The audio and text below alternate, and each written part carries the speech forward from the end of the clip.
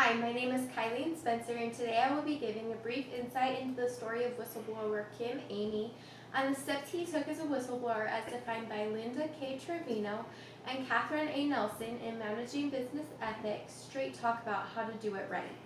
Emigh was hired on by MCI as a budget analyst based out of Richardson, Texas in 1996. This was before the grand merger with WorldCom, one of the fastest growing telecommunication companies at the time. He was married and had 2 kids. During the time of his whistleblowing activities, his wife was expecting their 3rd child. During his time as a budget analyst, he was named as a team leader over a project to develop a new budget system.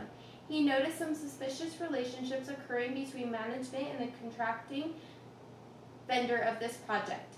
Emigh mentioned his concerns to his manager and was told to keep his nose out of the situation and that it would be handled. Emigh was faced again with a similar situation and ultimately decided to blow the whistle. This led to his termination from WorldCom and more toil and torment for years to come. In Managing Business Ethics, Straight Talk About How to Do It Right, Trevino and Nelson list 7 steps for how to properly blow the whistle about an issue that brings about great concern. These steps are as follows: to approach your immediate manager, discuss the issue with your family, take it to the next level, contact your company's ethics officer, consider going outside your chain of command, go outside the company, and leave the company. In the next few minutes, I will discuss how Emigh followed these steps in his attempt to blow the whistle at WorldCom.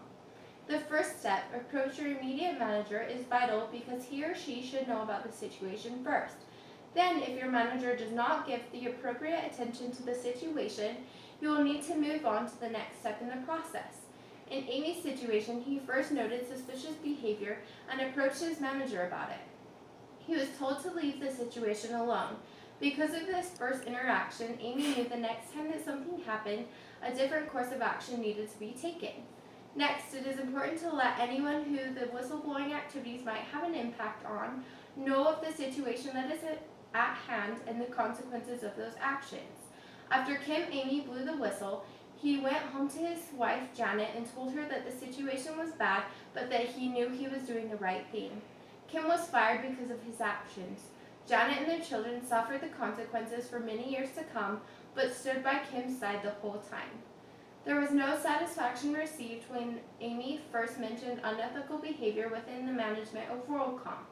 Furthermore, Emigh was asked to expense all labor costs associated with capital projects the company had by high-level management. These costs should be capitalized as assets. By expensing these costs, operating income will be lessened, thus reducing taxes.